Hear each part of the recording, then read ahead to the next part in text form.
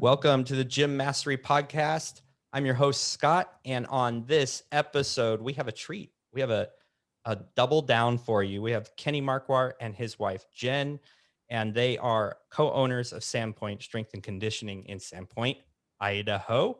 They have owned the gym together for 9 years.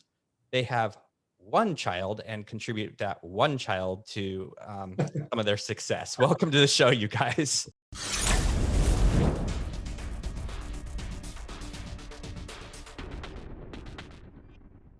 Hey, Scott, thanks for having us. It's really exciting to have a couple on. I've been trying this for a while, and I couldn't be more excited. And I'm not saying that, just saying that. I mean that. Like, my wife and I ran my business together. I see what I did right there. I've already laid the foundation for you to win, Jenn. All right. So notice you said that in the past tense, Scott. Yeah. Well, we sold our affiliate. She was very excited. See, I started the affiliate. So I'm going to ask you guys, because I started the affiliate and saying, honey, you won't have to do anything. And before long, she's doing the books. She's doing all the reporting. You know, she's got her level 1. She's doing coaching. So let's just dive right in. Yeah. Were you guys in this to win it together from the very beginning? In a roundabout way, yeah. I mean, not roundabout, but we didn't start it together necessarily. I kind of started the gym. I had 2 partners, and eventually bought them out. But it was mostly me running everything, and she provided the stability of a more full-time corporate job with benefits and all the things that are kind of nice to have when you're in an entrepreneurial venture, to have some of the, especially as you're a young family and looking to the future with, we not a lot of savings or safety nets in there. That was our safety net at the time. But like from the very beginning, I can tell you exactly where we were when we kind of had this dream together. We were on a hike in Santa Barbara. We were doing the Inspiration Point hike, and we were talking about how living the corporate life in Santa Barbara and getting in that rat race and raising our kid in that environment was not what we wanted to do. And I had a passion for fitness. She had a passion for nutrition, and we both wanted to see a different part of the country. And we kind of figured, let's move, let's start a business together. I'll do the fitness, you do the nutrition thing.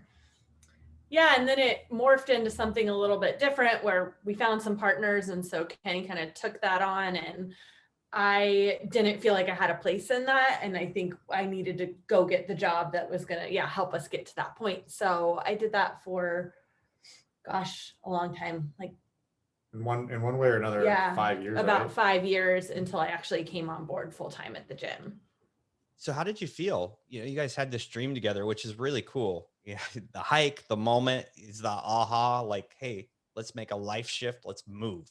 Let's do this. And then you get there and the dream shifts a little bit and you're going back into a corporate gig. Yeah. I mean, I'll be honest, that was really hard for me. And there were moments like I kind of played around in a few different jobs up here, and I had a job that I really loved, and then the company went bankrupt. And so I went from having a job that I really loved while Kenny was doing something he really loved, to then all of a sudden scrambling and kind of being in something that ending up in a job that was like, I was not passionate about at all. And I think those 3 years were the most tough because the gym was starting to do well. Kenny had some freedom and flexibility, and I was kind of in that, 10 vacation hours and a newborn. And like, that was, I think, one of the most challenging parts of our marriage for sure in this venture. Yeah. Sorry, I think it bears a little more exploration. I was, to be fair, moving to Idaho, I think that was a mutual, like, we really wanted to do that. Yeah. But then I got here and it was like, wait, I can hunt, I can fish, I can run around, I can do all these things. And I'm kind of a solitary, I don't mind that. I'm more introverted, and Jenn's definitely on the other side of the spectrum. So we had that. So I was kind of like off to the races doing these things. And then, so she's working for this company during which she gets pregnant, or we get pregnant.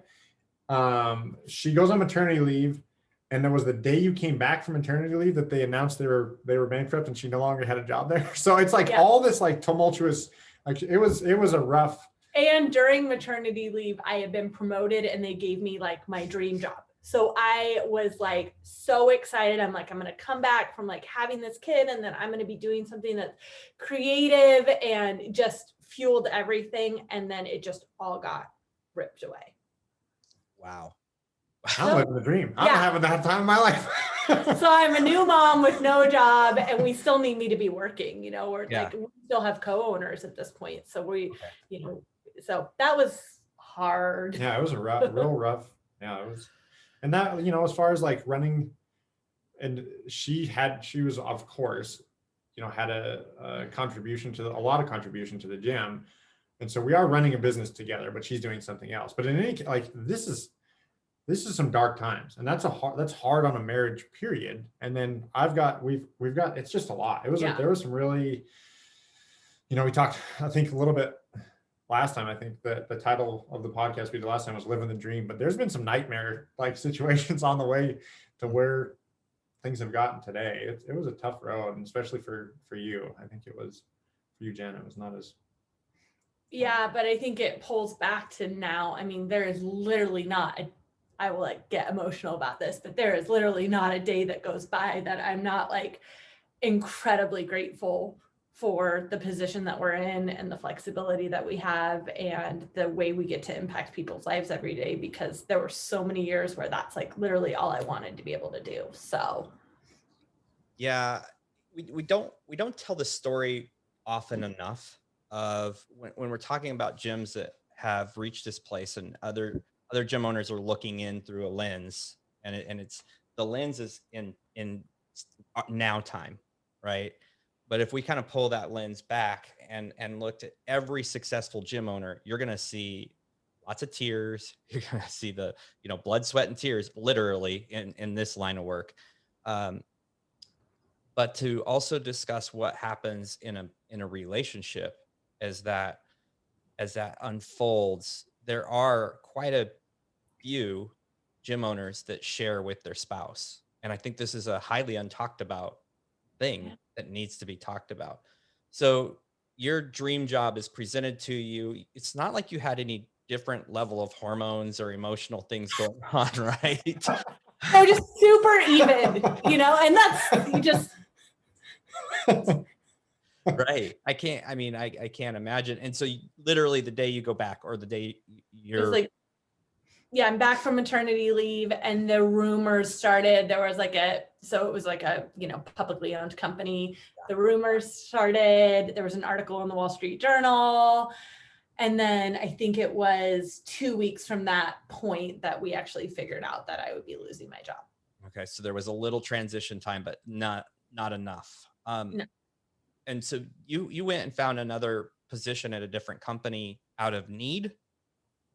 Yeah, I think so. I mean, well, let's just talk about everything, shall we? So in between like losing my job and then going to another corporate job, I actually started a business, a food business. I was like, well, maybe I'll do like a paleo meal delivery. Like I had that entrepreneurial spirit.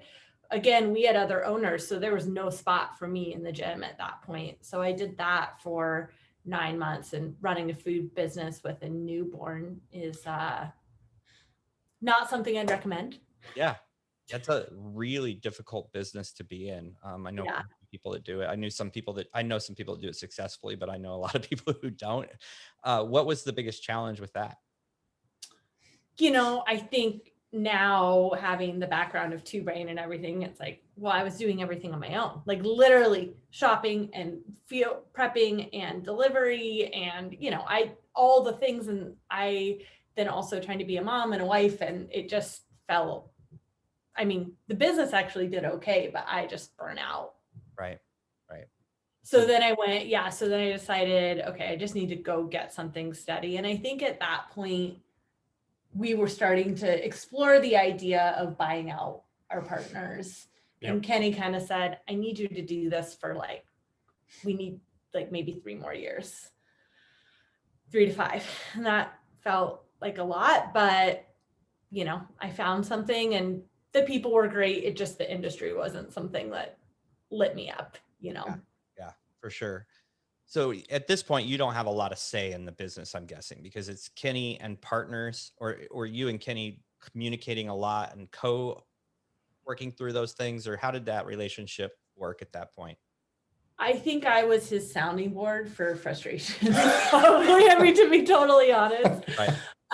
You know, partnership is hard enough when you're married and you're both benefiting for something, but to have a pot being like spread out by 3 different people and trying to make, you know, decisions was really, really tough. And so I felt like I had a kind of like a 10,000 foot view of what was going on in the business. But like, if you had asked me at that point, like, hey, can you step in and do something? Like, I had no technical knowledge of what was going on. Yeah. Right. And this started with your dream of doing some nutrition work in the business itself. That was the dream starting out.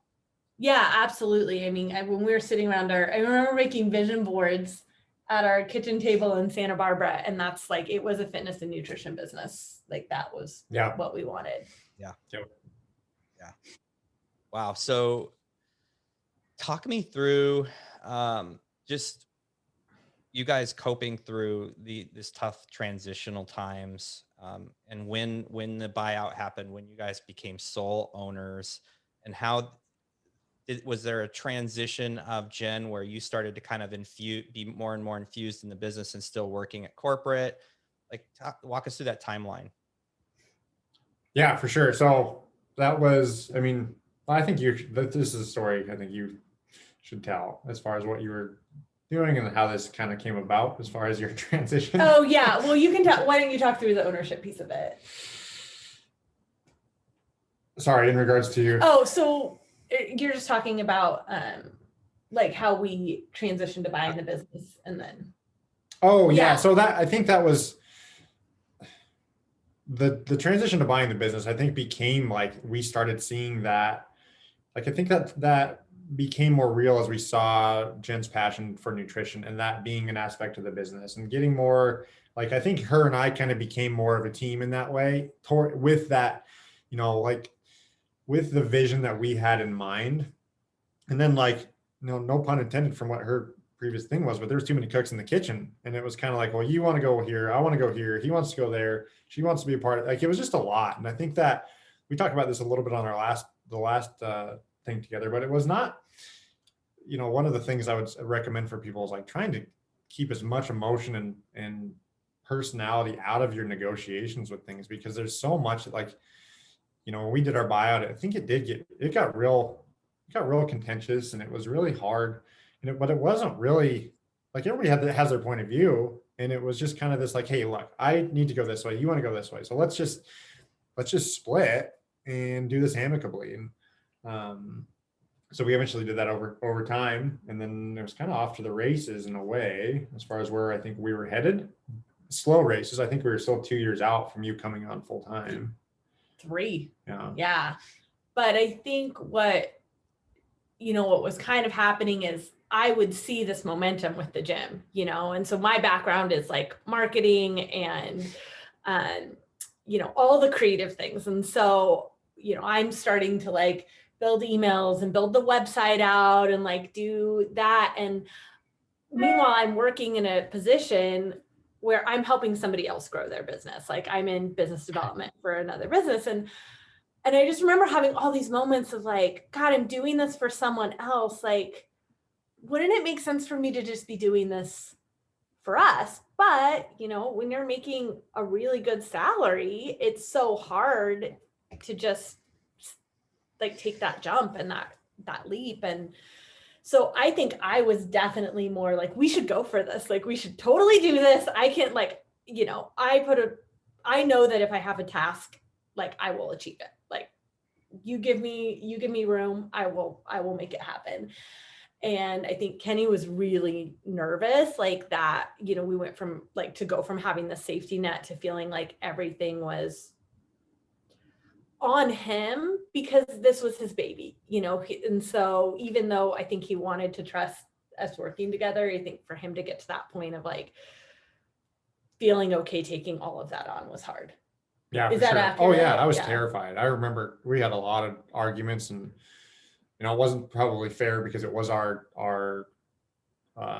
communal dream for me to have to be selfish about that. But it was like this, hey, wait, if we're making this amount, I know how much money we're making from this gym. You coming on board is going to be, now we're both making this income. Like, are you comfortable with that? And, we like to travel. We like to do certain things. It's not like we don't live a lavish life, but we want to, I didn't want to go back to how it was in the beginning, where you're scraping everything together, hoping you can maybe get some sort of profit distribution every quarter. And so that was really scary to me. And, that I think segues a little bit into how you can make that leap gracefully. Yeah. And how to recognize, there's a lot to talk about here, I think. But as far as like bringing an employee on, whether it's your spouse or not, that employee should represent an increase they should produce for you. In one way or another, they should produce. You shouldn't just be bringing people on to raise your payroll up and to make it a charity thing. And I think that I lost view of that. I didn't recognize how much value she was going to be bringing on. It wasn't personal. It wasn't like I didn't think she was capable, but my mindset of that was like, hey, we have this much money to split now, not hey, you're going to bring all this to the table and multiply our ability by that much. Yeah.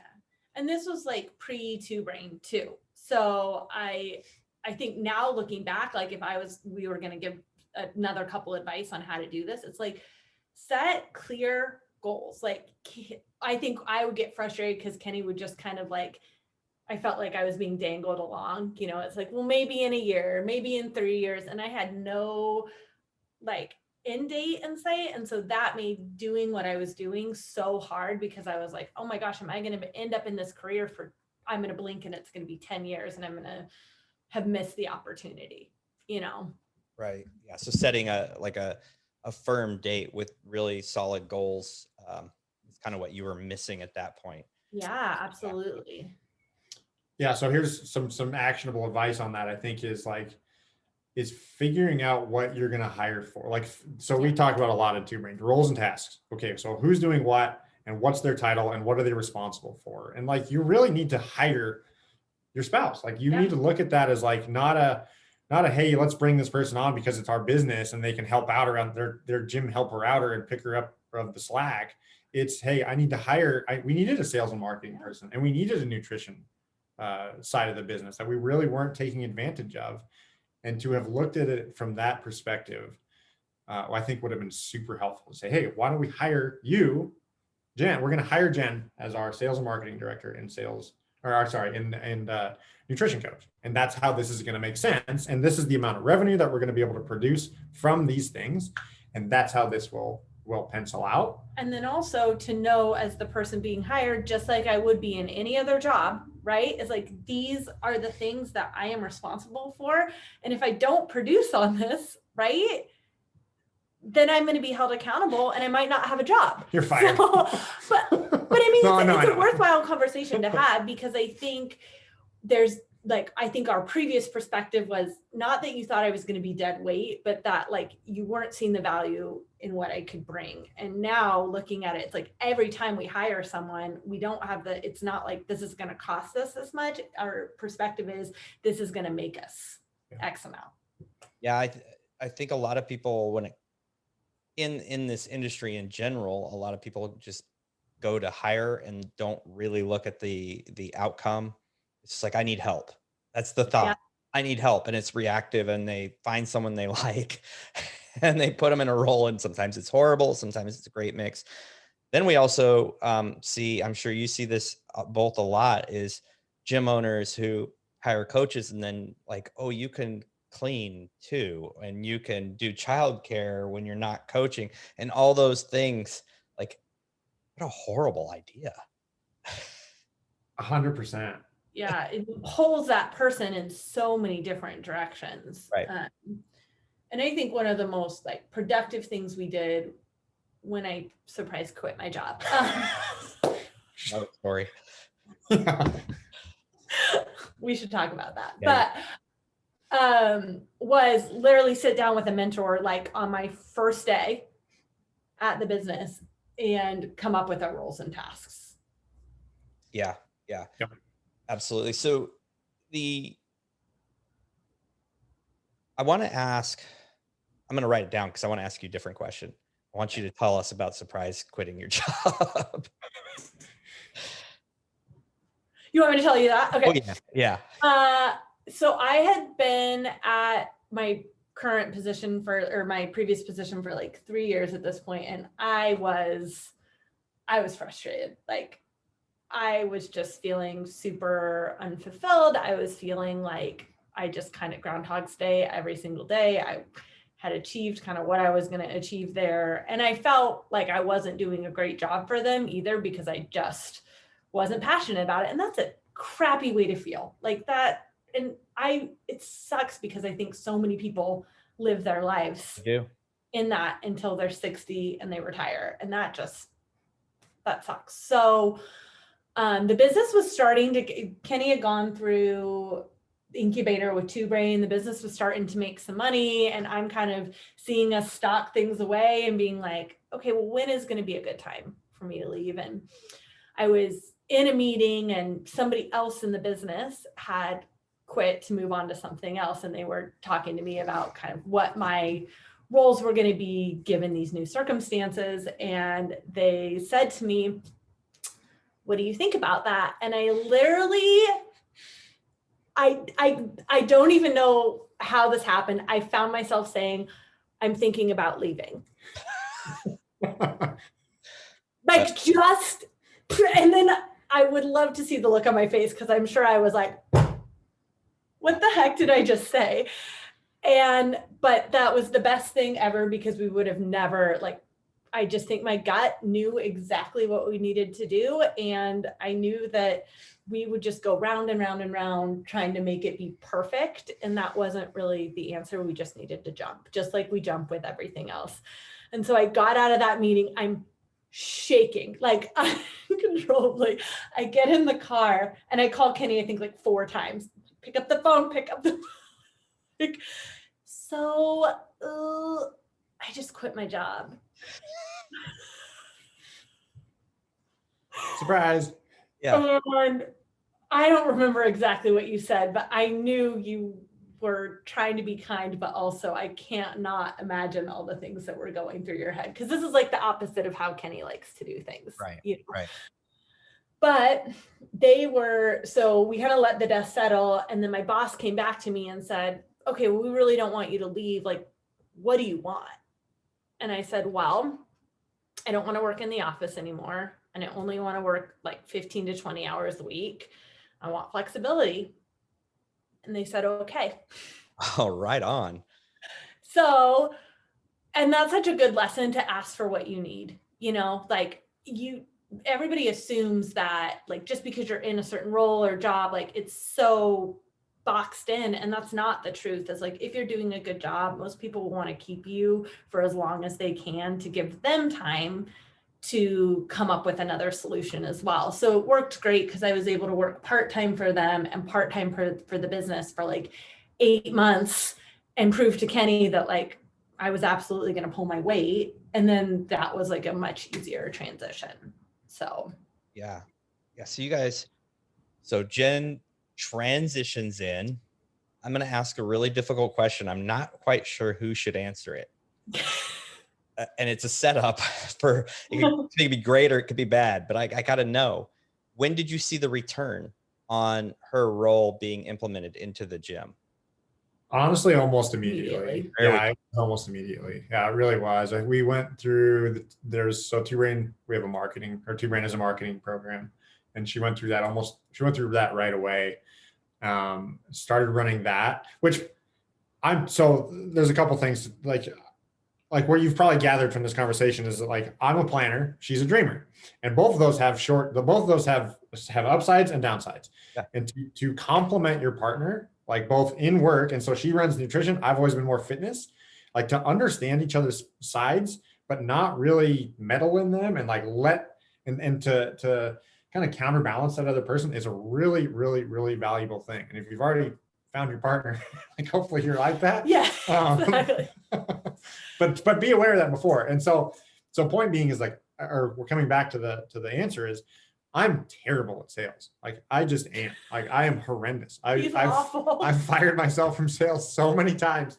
And then every once in a while, I'm like, oh, I'm gonna do a no sweat intro today. And I go in and I did one the other day and I texted her right after. I said, I'm fired again. Like, this He's is like, ridiculous. I tried to talk the people out of joining the gym. Like, they were interested in nutrition, and I told them, let's not talk about that right now. Oh yeah, let's just put your money back in your wallet. Nah, we'll just whatever. So, anyways, it's having that different side to things, having the complementary personalities and interests is really, really, really important, I think. And he's so good at like taking my big dream and then being like, okay, well, here's how we're gonna get here, and we need to think about this, this, and this. So Quite often, marriage is work, and people are attracted because they do have different strengths, and they have different. You're a planner, and Jen, you're a visionary, and probably one of you is a little more type A than the other, and all these little different things. A lot of times, that's what gets people married in the first place. That's why they're attracted to each other. They kind of that yin and yang, if you will. But the how does that work in business when you're on the same journey? Now you're mixing relationship with professional boundaries as well. it's super easy. Wait, that's the title of this podcast.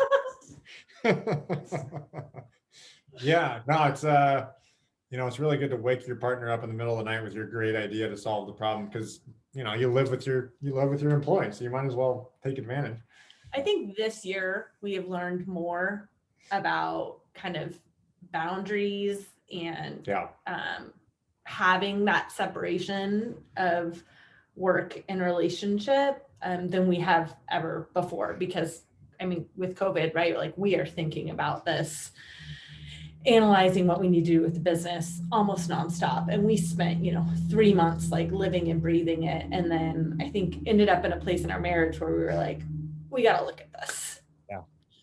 Yeah. So, I mean, and the upside is great. Like, we've lived that. Like, we spent a month in Mexico right before COVID, and we're, toasting each other about how amazing we are because whatever. And so you're having dinner and you're on vacation that you've whatever, you've seen the top of the mountain, but the downside is really, really dark too. When you're both in the trenches together, like when COVID hit a month after we got back from that, and you're thinking this whole thing might go away, to be mired in that 24 hours a day with your business partner is really, really dark and really, really tough.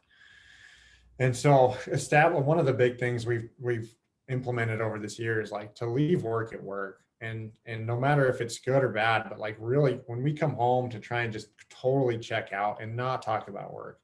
And it still takes prompts from the other person to say, look, we can't talk about work. Like, I'm done. Like, I'm done for the day. And whether it's good or bad, and then to be able to turn that off, but then to ask permission. Like, there are times when it's something comes up and you want to talk about it in the evening over dinner. And so we've implemented the policy where you have to ask permission to talk about it, because the other person might not be in that space and ready to talk about it they might be totally checked out for the day. Like I said, my reference to waking your partner up in the middle of the night to say, hey, I've got this, like, that's not fair. And they might be. Well, think if your business partner wasn't your spouse and you called them in the middle of the night to talk about it, or you called your employee at 8 p.m., like, you have to treat that boundary the exact same way. Right. Well, let's talk strategy. You've already given two very good strategic points. One, don't talk about work, separate work and relationship. And two, if you're going to talk about it, ask permission, which I think is an incredible point for married couples running businesses together, just to be intentional about the time you are going to spend, and then have discourse about it before you move in. Yeah. So what are some other strategies? Like, if we have a couple listening, or a husband or a wife, and they're, or girlfriend, fiance, whatever, who is now partnering, let's get real strategic. What are some other things that have worked and not worked? I think it's, first of all, you got to know that you work well together, and you got to work well under stress together. And this is a hard scenario to live out or play out, but like, if you guys get lost together and you start yelling at each other, Like, that's not a good sign. You know, like that scenario, like we got lost in Mexico a couple of years ago, and we had no cell phone service. We had nothing. And we figured it out. And there was no argument. Like, and our relationship's not perfect. We have plenty of arguments. But that was one of those examples of like, okay, we have to solve this problem. And if we turn on each other, it's going to be 10 times worse. Yeah. And I think you have to make sure, like, you got to be honest about that. If you guys, when things get tough, if you kind of get adversarial, I don't think that's a good sign. And you might not want to go into business together. Or you might want to do the work beforehand to get yourselves in a better spot. You know, I mean, I think the biggest piece of advice I could give is like, make sure like owning a business together is not going to make your marriage better. Oh. So the most important thing before you embark on something like this is making sure that your marriage is shored up and that you guys are in a great spot. So if that means going and talking with a counselor for 6 months before and figuring that out, that's what you need to do. Because it's only going to make it harder, and it will just shine a light on everything that's not working great. What's your biggest hiccup still to date? I think it's not like for me, it's not a one solid thing. It's more of like when understanding the other person's workflow and how we work through things, and learning to like, I now know what Kenny needs from me as an employee, and I think he now knows what I need from him, but trying to figure that piece out, and maybe like the timeline piece of things for him, like I need to be really clear about like at what point I'm going to get things done for him, because that way he doesn't worry about it, right. You know? And like for me, I need things to be organized. I need them to be in spreadsheets. I have to like, I'm very visual. And so when things are disorganized, that is really hard for me. Yep. And I run things in my head, and I don't. So anyways, to talk about that. And I have 1 million Google Sheets. So Join the club. It's the way. Yeah. But I think you will say now that has helped us feel like it's fine to be in your head when you're just working by yourself. It's a lot harder when you bring somebody else on and you need to put what's in your head on a piece of paper so they understand. Yeah. I think the big hiccup is distance does make the heart go a little bit fonder. And when you are, especially during COVID and when you're at home, and you guys are working together all day, like we're with each other 24 hours a day for the most part.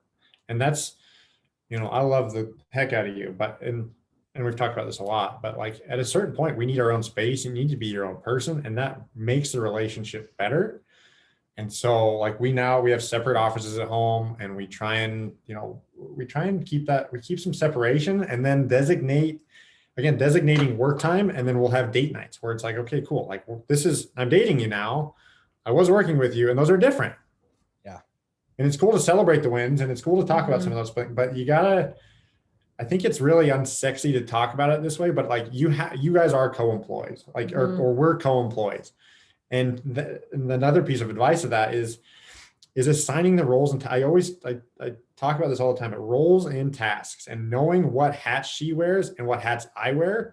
And then when you're talking about work, we talk about it in terms of like dreaming about the future and whatever we want to achieve. But when we talk about the nitty gritty of work, it's like I'm wearing the certain hats and she's wearing other hats, and to talk to each other in those contexts is really important.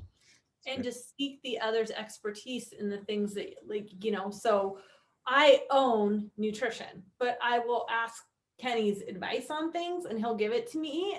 But ultimately he trusts me to make the right decisions for that program because it's mine. And same with coaching, I can give advice on how I think process should work and things like that, but like it's his decision because that's his area. I would imagine that really helps a lot in the employee interactions as well, because I was thinking, and whether it's employees or you have contractors, I was thinking the dad mom scenario where the kid will ask one and then go to the other when they don't get the answer they want. And have you guys experienced that? 100%. And what's funny is this morning I was at the gym and this is how clearly defined our roles normally are, is like I'm usually like process, like here's the technical way to, I love Zoom and Loom and all the things. So our employees just expect that anything process related like that is coming from me. Well, Kenny took over something, the ACH credit card thing, and sent an email out yesterday.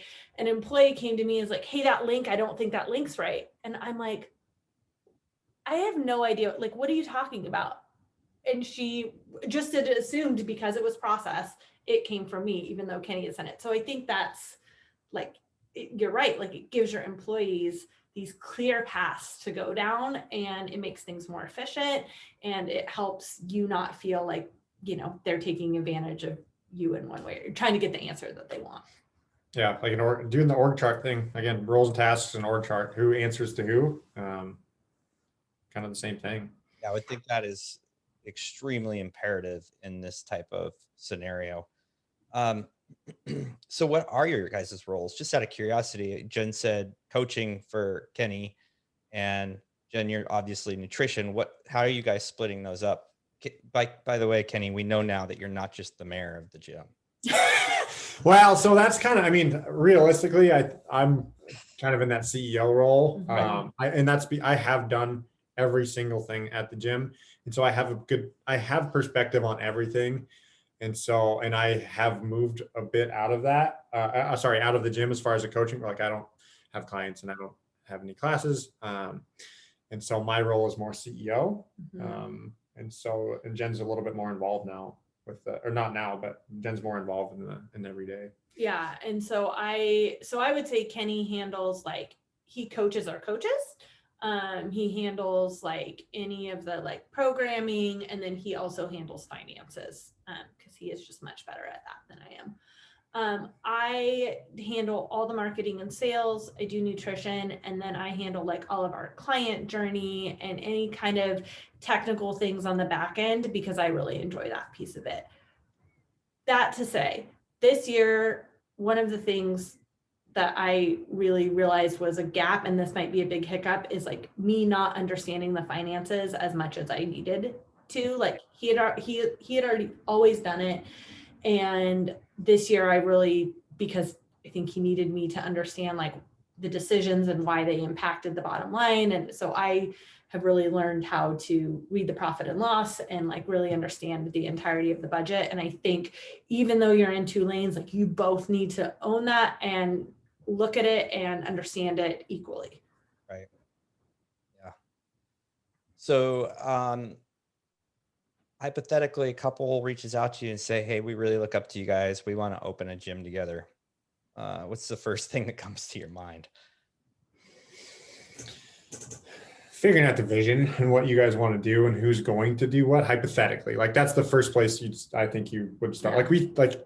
We did our vision boards and we talked about it a lot, just daydreamed about it. And I know that kind of violates that like keep work at work thing, but at this point, if that's the scenario, they're not probably working together. And so I think you can spend your evening saying, hey, what is this going to look like? What are you going to do? What am I going to do?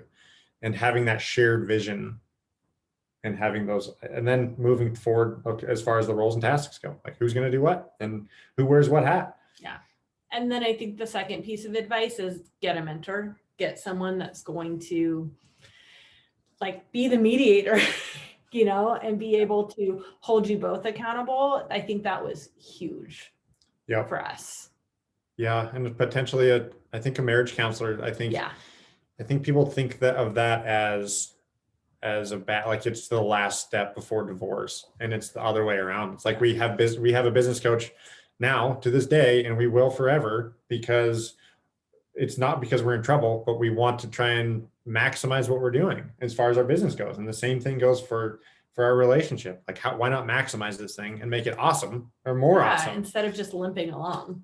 Yeah, that's kind of where I wanted to go next, was the marriage part, the marriage piece. Raising a child, working, a lot, because you work in the business. So it's kind of always on. You already said that you turn it off at night. How successful you guys been at that? And what are some other things that you have found kind of imperative in maintaining a strong relationship? You've said so far, like counseling, or I think that's what you called it. And as well as turning it off, turning work off. What are some things that you guys do to keep your marriage in good shape?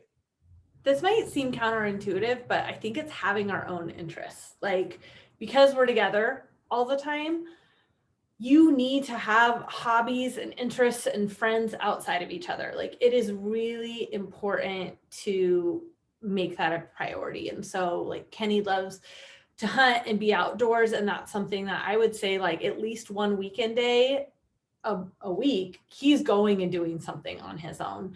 And I love him to death, but I look forward to that time too, because I have certain interests that I enjoy without him. And then, like, we take trips without each other. We take trips together, but we'll go places without each other too, because again, like, you're together all the time. You need that separation. You need to come back, like, with, oh, I saw this thing, and, you know, like, something that you haven't described to that person before. Right. Yeah, I think that if I were to project on most of the people listening to this, they probably have stacks of books on fitness. If they're gym owners, they have stacks of books on fitness. They have stacks of books on nutrition. They have stacks of books on business. And they probably have zero or one books on relationships and marriage. And that's just not, like, we're all so hungry to chase the goal and chase performance and chase those other things. And we assume that our marriage is going to be there when we get back. And marriage has to be a priority. It has to fit in those, it has to be in those same categories. And you have to work at it just as hard as you do everything else. So you need to listen to podcasts on it. You need to go to seminars. You need to read books. And, like, we're not always great at this. But as soon as we sit down and say, hey man, we're like, what's up? We're disconnected. Something's not right. We look at it and we say, okay, we haven't been doing our date nights. We haven't read any books on marriage together. We haven't made it a priority. And as soon as we do that, like, within a matter of, like, weeks, we're back. We're great. Yeah. I have had this conversation with many men that said, like, hey, look, if something's going wrong at work, you know, mostly business owners, what do you do? It's like, oh man, I'm in there and we are problem solving and we're finding resources. We're hiring an expert. We're lining everything up. We're going to correct it right away. I'm like, that's the ticket to your marriage. It's treating your marriage the exact same way, the exact same fervor that you walk in to your business, and the seriousness you take with your business. Because if your marriage falls apart, there's a really good chance your business might fall apart too. Yeah. Exactly. You got to turn the tides and think, how would I approach an issue in my business or in my career, and then level up in the way that you approach your spouse. So that's encouraging you guys do that. I mean, are you guys, let me put you on the spot. What are you intentionally doing right now? What kind of things are you winning at now? Well, we've been reading, like, specifically what we're doing. Sure. Yeah. We're just finished up the Love Languages book by Gary Chapman, which is wonderful. Honestly, we read it before, and I think it's a once a year read. Like, it's just a really good reminder. Yeah, there's a daily devotional for that. We're reading that every day together. And we're doing a master class together, which has been a ton of fun. We're learning. So Jen's amazing in the kitchen. She knows, I don't know. It's overwhelming. I was intimidated to be in the kitchen. And so anyways, master class, there's a website, and we've been doing some cooking lessons together, a lot of cooking lessons together. And so that's so fun. Yeah. We're learning something that has nothing to do with our business. And that is great. It's really great. Well, I really admire the things that you guys brought to the table. And I think a lot of people can learn from both of you how to be successful. And I think a lot of people dream of being in the same shoes that you're in, and seeing the reality and the work involved is really important. So I want to thank you guys both from the bottom of my heart for speaking on a topic near and dear to me. Thank you very much. Thank you so much for having us. This is awesome. Yeah.